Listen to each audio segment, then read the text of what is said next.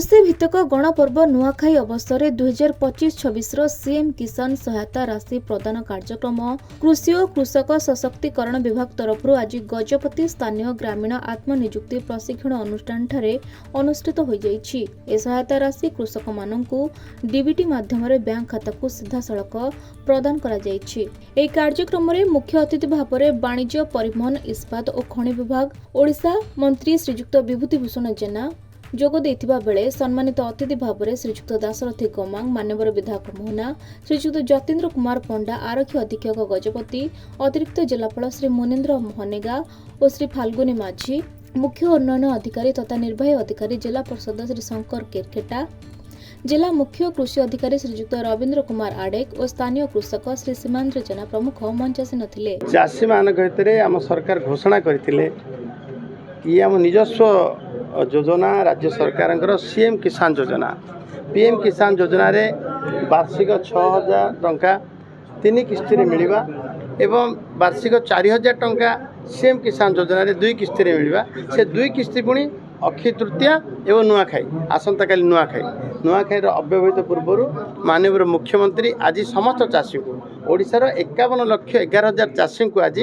खाता को छाड़े 2000 टंका तार तृतीय किस्ती प्रथम किस्ती आम सेप्टेम्बर 8 दे सारी एवं द्वितीय किस्ती 30 एप्रिल रे दे सारी आज तार तृतीय किस्ती से देवे से परिप्रेक्षी गजपति जिलार मध्य पाखापाखि 64,905 जन चाषी आज खाता जीव चाषीर उपकृत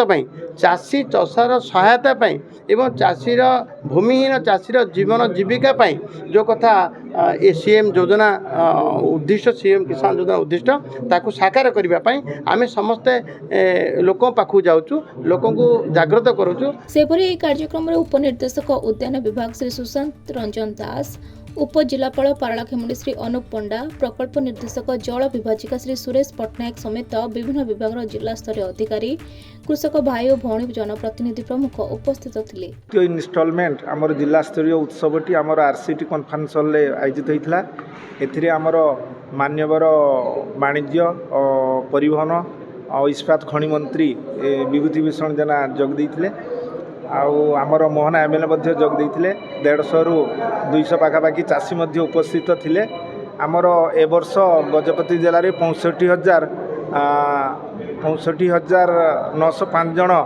सीएम किसान सहायता पाइबे पाखापाखि 13 कोटी 92 लाख टंका तांको अकाउंट को सीधा सड़क डीबीटी माध्यम अकाउंट को जीव। चाषी समुदाय 697 कोटी 17 लाख टंकार आर्थिक सहायता डीबीटी माध्यम पाई सारी आगामी दिन में पीएम किसान योजना सहायता राशि प्राप्ति जेपरी कौन सी योग्य चाषी वंचित न होवे पीएम किसान भी पाइबे सीएम किसान भी पाइबे। कार्यक्रम को अतिरिक्त जिला कृषि अधिकारी श्रीमती शुभश्री प्रियदर्शिनी आनुष्ठानिक भाव धन्यवाद अर्पण करथिले। पर राज्य स्तरीय कार्यक्रम को सीधा प्रसारण करा जायथिला। गजपतिरु हेमंत प्रधान को रिपोर्ट खबर ओडिशा।